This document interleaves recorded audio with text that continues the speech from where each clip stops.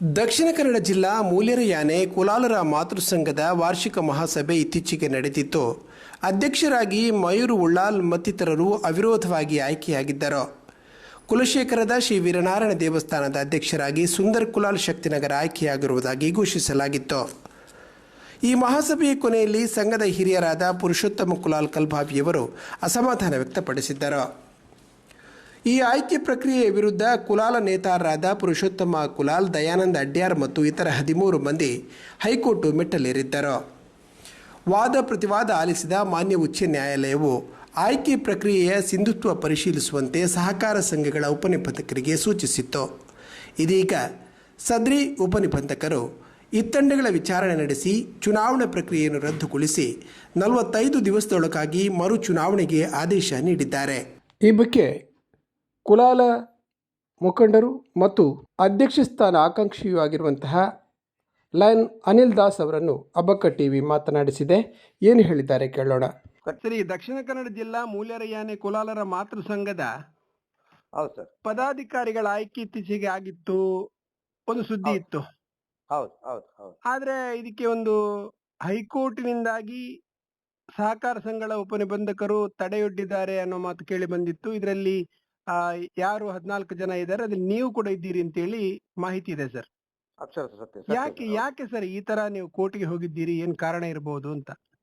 ಕೋರ್ಟಿಗೆ ಹೋಗ್ಲಿಕ್ಕೆ ಮುಖ್ಯವಾದ ಕಾರಣ, ನಾವು ಸತತವಾಗಿ ಒಂದು 2 ಟರ್ಮ್ 4 ವರ್ಷದಿಂದ ಜಿಲ್ಲೆಯ ಜವಾಬ್ದಾರಿ ತಕೊಂಡು ನಾವು ಕೂಡ ಪದಾಧಿಕಾರಿಗಳಲ್ಲಿ ಈ 14 ಜನ ಕೋರ್ಟಿಗೆ ಹೋದವರಲ್ಲಿ ನಾನು ಕೂಡ ಒಬ್ಬ.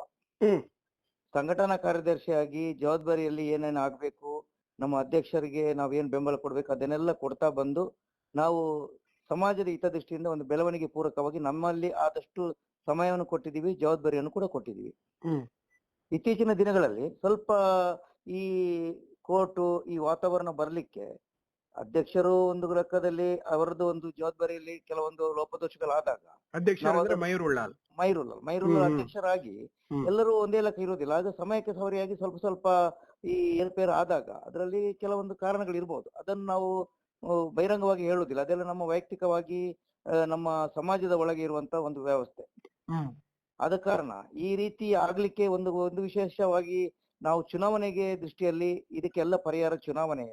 ನಾವೆಲ್ಲ ಅದನ್ನು ಸಮಾಜದ ಸಮತೋಲನವನ್ನು ಚುನಾವಣೆ ದೃಷ್ಟಿಯಲ್ಲಿ ಸಂವಿಧಾನಾತ್ಮಕವಾದ ಒಂದು ಪ್ರಜಾಪ್ರಭುತ್ವದ ಹಕ್ಕಿದೆ. ಆ ಚುನಾವಣೆಯಲ್ಲಿ ನಾವು ಮೊರೆ ಹೋಗಿ ಅದನ್ನು ಸರಿಪಡಿಸುವಂತ ಒಂದು ನಿಟ್ಟಿನಲ್ಲಿ ಸಮಾಜದ ಒಕ್ಕರಳಿಂದ ನಾವೆಲ್ಲರೂ ಒಂದು ಸಮಾನ ಮನಸ್ಕರು ಸೇರಿ ಚಿಂತೆ ಮಾಡುವಾಗ ಚುನಾವಣೆಯ ಪರಿಹಾರ ಅಂತ ಹೇಳುವ ದೃಷ್ಟಿಯಲ್ಲಿ ಚುನಾವಣೆಗೆ ಹೋಗಿದ್ದು ಹೌದು. ಆಗ ಅದರಲ್ಲಿ ಈ ಚುನಾವಣೆಯಲ್ಲಿ ನಾವು 40ಕ್ಕಿಂತಲೂ ಮಿಕ್ಕಿ ನಾಮಿನೇಷನ್ಗಳು ಬಂದಿದೆ. ಅದರಲ್ಲಿ ಒಂದು 22 ಅದರಲ್ಲಿ ತಿರಸ್ಕೃತ ಮಾಡಿದ್ರು ಅವರು. ಅದು ತಿರಸ್ಕೃತವಾದ ಕೆಲವೊಂದು ವಿಷಯವನ್ನು ನೋಡುವಾಗ ಕೆಲವರಿಗೆ ಕೆಲವೊಂದು ಸಂಶಯಾಸ್ಪದ ವಾತಾವರಣ ಕಂಡಿದೆ ಅಲ್ಲಿ. ಅದು ಯಾವುದಕ್ಕೆ ರಿಜೆಕ್ಟ್ ಆಗಿದೆ, ಯಾವುದಕ್ಕೆ ಅವರು ತಿರಸ್ಕೃತ ಮಾಡುವಂತ ಒಂದು ಉದ್ದೇಶವನ್ನು ನಾವು ಪರಿಶೀಲನೆ ಮಾಡುವ ಸಂದರ್ಭದಲ್ಲಿ ಕೆಲವೊಂದು ನಮ್ಮಲ್ಲಿರುವಂತ ವ್ಯವಸ್ಥೆಯಲ್ಲಿ ಅಲ್ಲೋಲಕಲಾಗಿದೆ. ಅಲ್ಲ, ನಿಜವಾಗಿ ಏನಾಗಿದೆ ಅಂದ್ರೆ ಚುನಾವಣಾ ಅಧಿಕಾರಿಗಳಲ್ಲಿ ಕಾರ್ಯಪ್ರವೃತ್ತರಾದಂತ ರೀತಿ ನಮ್ಗೆ ಸರಿ ಕಾಣಲಿಲ್ಲ. ಕೆಲವೊಂದು ವಿಷಯದಲ್ಲಿ ನಮ್ಗೆ ಗೊಂದಲ ವಾತಾವರಣ ಬಂದಿತ್ತು. ಅದು ನಿಜವಾಗಿ ಎಲ್ಲರಿಗೂ ಕೂಡ ಆ ಒಂದು ವಿಷಯದಲ್ಲಿ ಅಸಮಾಧಾನ ವ್ಯಕ್ತವಾಯಿತು. ಯಾಕೆಂದ್ರೆ ಆ ಒಂದು ವಿಶೇಷವಾದ ವಿಷಯವನ್ನು ನಾವು ಆ ಒಂದು ಚುನಾವಣೆಗೆ ನಾವು ಒಕ್ಕರಳಿಂದ ನಾವೆಲ್ಲರೂ ಸಮಾನತೆಯಿಂದ ಹೋಗಿ ಆ ಚುನಾವಣೆ ಮುಖಾಂತರ ನಾವು ಒಂದು ಆಯ್ಕೆಯನ್ನು ಬಯಸುವಂತ ಸಮಾಜದ ಈ ಒಂದು ದೃಷ್ಟಿಯಲ್ಲಿರುವಾಗ ಅದನ್ನು ಒಂದು ವರ್ಗದವರು ಅದು ಚುನಾವಣಾ ರಹಿತವಾಗಿ ಈ ರೀತಿ ಹೋಗ್ಬೇಕು, ತಮಗೆ ಬೇಕಾದಾಗ ಆಗ್ಬೇಕಂತ ಹೇಳುವಂತ ಒಂದು ವ್ಯವಸ್ಥೆಯನ್ನು ನಾವು ನೋಡುವಾಗ ನಮ್ಗೆ ಅದಕ್ಕೆ ಸ್ವಲ್ಪ ಬೇಸರ ಆಯ್ತು. ಮತ್ತೆ ಅದಕ್ಕೆ ನಾವು ನ್ಯಾಯಯುತವಾಗಿ DR ನಮ್ಮ ರಿಜಿಸ್ಟರ್ ಅಲ್ಲಿ ಹೋಗಿ ಉಪನಿಬಂಧಕರ ಹತ್ರ ಹೋಗಿ ಅದನ್ನು ಮಾತಾಡುವಾಗ ಇದು ನನ್ನ ವ್ಯಾಪ್ತಿಯಲ್ಲಿ ಬರುವುದಿಲ್ಲ, ಇದು ಸಂಘ ಸಂಸ್ಥೆ ಇದರಲ್ಲಿ ಇರುವ ಕಾರಣ ನನಗೆ ಅದಕ್ಕೆ ಚುನಾವಣೆ ಘೋಷಣೆ ಆದ್ಮೇಲೆ ಅದಕ್ಕೆ ನಾನು ಮಧ್ಯಸ್ಥರಿಕೆ ವಹಿಸ್ಲಿಕ್ಕೆ ಆಗುದಿಲ್ಲ ಅಂತ ಹೇಳುವಾಗ ನಾವು ಅದನ್ನು ಕೋರ್ಟ್ಗೆ ಮುಖಾಂತರ ಗಮನಕ್ಕೆ ತಂದು ಆ ಕೋರ್ಟ್ನಿಂದ ಆದೇಶ ಬಂದು ಈ ನಮ್ಮ ಉಪನಿಬಂಧಕರಿಗೆ ಒಂದು ಪರಿಶೀಲನೆಗೆ ಬಂತು. ಆ ಮುಖಾಂತರ ಬರುವ ವಿಷಯದಲ್ಲಿ ನಾವು ಓದೋದು ಹೌದು.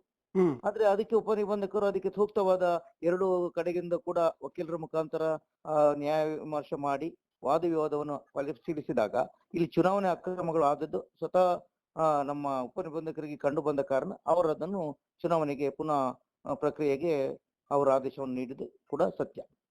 ಈ ರೀತಿ ಬೆಳವಣಿಗೆ ಆಗುವಾಗ ನಾವು ಅದಕ್ಕೆ ಕೋರ್ಟ್ನ ಮೊರೆ ಹೋಗುವಂತ ಸಂದರ್ಭದಲ್ಲಿ ಉಪನಿಬಂಧಕರ ಗಮನಕ್ಕೆ ತಂದು ಈ ರೀತಿ ಸಮಾಜದಲ್ಲಿರುವಂತ ಒಂದು ವ್ಯವಸ್ಥೆಗೆ ಒಂದು ಚುನಾವಣೆಯ ಪರಿಹಾರ ಮೂಲಕ ಅದಕ್ಕೆ ಸಮಾನವಾದ ನ್ಯಾಯ ಸಿಗಬೇಕಂತ ಹೇಳಿ ನಾವೊಂದು 14 ಜನ ಕೋರ್ಟಿಗೆ ಹೋದಂತ ವಿಷಯವನ್ನು ಈಗ ನಿಮ್ಮ ಮುಂದೆ ಇಟ್ಟಿದ್ದೀವಿ. ಈಗ ಅದಕ್ಕೆ ನಮ್ಮ ಅಧ್ಯಕ್ಷ ಪದಕ್ಕೆ ಮಯೂರ್ ಉಳ್ಳಾಲ್ ಅವರು ಅಭ್ಯರ್ಥಿಯಾಗಿದ್ರು. ಹೌದು. ನಿಮ್ಮಿಂದ ಯಾರಾದ್ರೂ ಅದಕ್ಕೆ ಅಭ್ಯರ್ಥನ ಮಾಡಿದಾರಾ?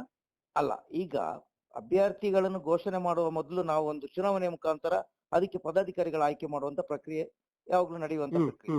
ಆ ಪ್ರಕ್ರಿಯೆಯಲ್ಲಿ ನಾವು ನಮ್ಮ ಅಧ್ಯಕ್ಷರು ಯಾರು ಆಗ್ಬೇಕು ಅಲ್ಲ ಅಧ್ಯಕ್ಷರು ಯಾರು ಮುಂದೆ ಆಗುವಂತ ತೀರ್ಮಾನವನ್ನು ತಗೊಳ್ಳೋ ಮೊದಲು ಆ ಪದಾಧಿಕಾರಿ ಆಯ್ಕೆಯಲ್ಲಿ ಕೂಡ ಒಂದು ಗೊಂದಲ ಆಯ್ತು ಅಲ್ಲಿ. ಅದೇ ರೀತಿ ಗೊಂದಲದೊಟ್ಟಿಗೆ ಈ ಚುನಾವಣೆ ಸಂಹಿತೆ ಚುನಾವಣೆ ಮೂಲಕ ಅವರು ಏನ್ ಪ್ರಕ್ರಿಯೆ ಮಾಡ್ಬೇಕು ಆ ಚುನಾವಣಾ ಅಧಿಕಾರಿಗಳ ವಿಷಯದಲ್ಲಿ ನಮ್ಗೆ ಸಂಶಯ ವಾತಾವರಣ ಬಂದು ನಾವೆಲ್ಲರೂ ಸಂಶಯಾಸ್ಪದವಾಗಿ ಅಲ್ಲಿ ನೋಡುವಂತ ಅವಕಾಶ ಬಂದಿದೆ.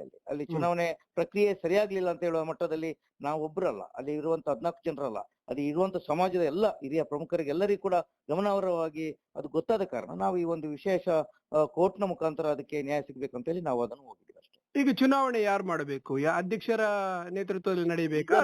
ಆದೇಶ ಬಂದ ಪ್ರಕಾರ ಹೈಕೋರ್ಟಿಂದ ಆದೇಶ ಬಂದ ಪ್ರಕಾರ ನಮ್ಮ ಜಿಲ್ಲಾ ಸಬ್ ರಿಜಿಸ್ಟ್ರಾರ್ ಅವರ ಮುಖಾಂತರ ಅದಕ್ಕೆ ಒಂದು ಜವಾಬ್ದಾರಿ ಇರುವಂತವರನ್ನು ಚುನಾವಣಾ ಮುಖ್ಯಸ್ಥರನ್ನಾಗಿ ಮಾಡಿ ಅಲ್ಲಿ ನಾವು ಚುನಾವಣೆ ಪ್ರಕ್ರಿಯೆಗೆ ಏನೇನು ಆಗ್ಬೇಕು ಆ ಒಂದು ನ್ಯಾಯಯುತವಾದ ಚೌಕಟ್ಟಿನಲ್ಲಿ ಪಾರದರ್ಶಕವಾದ ಒಂದು ಚುನಾವಣೆಗೆ ವ್ಯವಸ್ಥೆ ಆಗ್ಬೇಕಂತ ಹೇಳಿ ನಾವು ಈಗ ಅಧ್ಯಕ್ಷರ ಮುಖಾಂತರ ಅಲ್ಲಿ ಸಭೆ ಕರೆದು ಅವರು ಅದಕ್ಕೆ ತೀರ್ಮಾನ ತಗೊಳ್ಬೇಕು.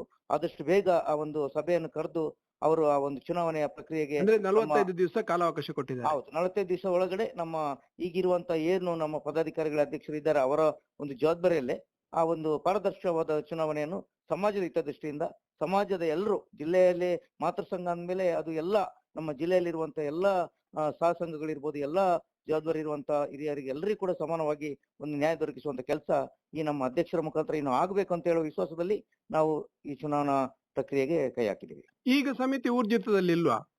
ಈಗ ಸಮಿತಿ ಇದೆ. ಮೊನ್ನೆ ಅವರು ಅವಿರೋಧದ ಆಯ್ಕೆ ಅಂತ ಹೇಳಿ ಅವರೊಂದು ಏನು ನಮ್ಮ ಚುನಾವಣಾ ಇದರಲ್ಲಿ ಹೊರಗಿಟ್ಟವರನ್ನು ಬಿಟ್ಟು ಅವರಾಗಿ ಅವರು ಘೋಷಣೆ ಮಾಡಿ ಅದೊಂದು ಅವಿರೋಧವಾಗಿ ಆಯ್ಕೆ ಅಂತ ಹೇಳಿ ಅವರು ಸಂಕಲ್ಪ ಮಾಡಿ ಅದರಲ್ಲಿ ಸಮಾಜದಲ್ಲಿ ಎಲ್ರಿಗೂ ಕೂಡ ಅದರಲ್ಲಿ ಇದು ವ್ಯವಸ್ಥೆಯಲ್ಲಿ ಸರಿ ಆಗ್ಲಿಲ್ಲ ಅಂತ ಹೇಳುವಂತ ವಾತಾವರಣ ಇರುವಾಗ ಅವರಿಗೆ ಬೇಕಾದವರನ್ನು ಅವರೊಂದು ವ್ಯವಸ್ಥೆ ಮಾಡಿ ಹೋಗಿದ್ದಾರೆ. ಆದ್ರೆ ಅದು ತಪ್ಪು.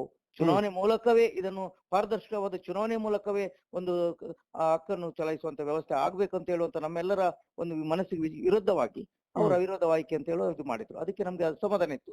ಇದರಲ್ಲಿ ತುಂಬಾ ಗೊಂದಲ ಇದೆ, ಇದರಲ್ಲಿ ಅಕ್ರಮ ನಡೆದಿದೆ ಅಂತ ಹೇಳುವಂತ ಕಡಖಂಡಿತವಾಗಿ ನಮ್ಮೆಲ್ಲರ ಅಭಿಪ್ರಾಯ ಇತ್ತು. ಅದನ್ನು ನಾವು ನ್ಯಾಯಯುತವಾಗಿ ಸರ್ಕಾರದ ಒಂದು ಜವಾಬ್ದಾರಿಯಲ್ಲಿ ಆ ಒಂದು ಕೋರ್ಟ್ನ ಮುಖಾಂತರ ಹೈಕೋರ್ಟ್ನ ಮುಖಾಂತರ ಈ ನಮ್ಮ ಸಬ್ ರಿಜಿಸ್ಟ್ರಾರ್ ಅವರಿಗೆ ಗಮನಕ್ಕೆ ತಂದು ಅಲ್ಲಿ ಏನೇನು ಆಗಿದೆ ವಾದ ವಿವಾದವನ್ನು ಪರಿಶೀಲಿಸಿ ಸೂಕ್ತವಾದ ನ್ಯಾಯವನ್ನು ನಮ್ಗೆ ದೊರಕಿಸಿಕೊಡ್ಬೇಕಂತ ನಮ್ಮ ಕೋರಿಕೆ ಆಗಿತ್ತು. ಅದೇ ರೀತಿ ಬಂದಿದೆ ಆ ವಿಷಯದಲ್ಲಿ. ಈಗ ಅನಿಲ್ ದಾಸ್ ಕೂಡ ಅಧ್ಯಕ್ಷ ಪದವಿಗೆ ಆಕಾಂಕ್ಷಿ ಅಂತ ಏನಾದ್ರು ನಾನು ಅಧ್ಯಕ್ಷ ಪದವಿಗೆ ಆಕಾಂಕ್ಷಿ ಅಲ್ಲ ಅಂತ ಹೇಳುದಿಲ್ಲ. ಆದ್ರೆ ಒಂದು ವಿಷಯ ಏನಾಗಿದೆ ಅಂದ್ರೆ ಇಲ್ಲಿ ಸಮಾಜದ ಜವಾಬ್ದಾರಿಯಲ್ಲಿ ನಾವು ಸಮಾಜದ ಬೇಕು. ಹೌದು, ಅದರಲ್ಲಿ ಬದಲಾವಣೆಯ ವ್ಯವಸ್ಥೆಗೆ ಒಂದು ಕೂಗು ಬರುವಾಗ ಅದು ಆಗ್ಬೇಕು. ಆಗದಿದ್ರು ಕೂಡ ಪಾರದರ್ಶಕವಾಗಿ ಚುನಾವಣೆ ಮೂಲಕ ಅದೊಂದು ಉತ್ತರವನ್ನು ನಾವು ಪಡೆಯುವಂತ ವಿಷಯದಲ್ಲಿ ನಾವು ಇದ್ದೀವಿ. ಸಮಾಜದಲ್ಲಿ ಎಲ್ಲರೂ ಕೂಡ ಒಂದು ಜಿಲ್ಲೆಯಲ್ಲಿ ಪ್ರತಿಯೊಬ್ಬ ಅದು ಗ್ರಾಮಾಂತರ ಪ್ರದೇಶದಲ್ಲಿ ಇರುವವರ್ಬೋದು ಇಲ್ಲಿ ಇರ್ಬೋದು ಎಲ್ಲರೂ ಕೂಡ ಆ ಒಂದು ಜವಾಬ್ದಾರಿಯಲ್ಲಿ ಸಮಾಜದ ಕೆಲಸ ಮಾಡ್ಲಿಕ್ಕೆ ಬರುವಾಗ ಆ ಪಾರದರ್ಶಕತೆಯ ಮೂಲಕ ನಾವು ಜವಾಬ್ದಾರಿಯನ್ನು ತಗೊಳ್ಳಿಕ್ಕೆ ನಾವು ಅವಕಾಶ ತಗೊಳ್ಬೇಕು ಅಂತ ಹೇಳಿ ನಮ್ಮ ಸಂಕಲ್ಪ. ಓಕೆ, ಧನ್ಯವಾದಗಳು ಸರ್. ಧನ್ಯವಾದ ಸರ್. ಧನ್ಯವಾದ.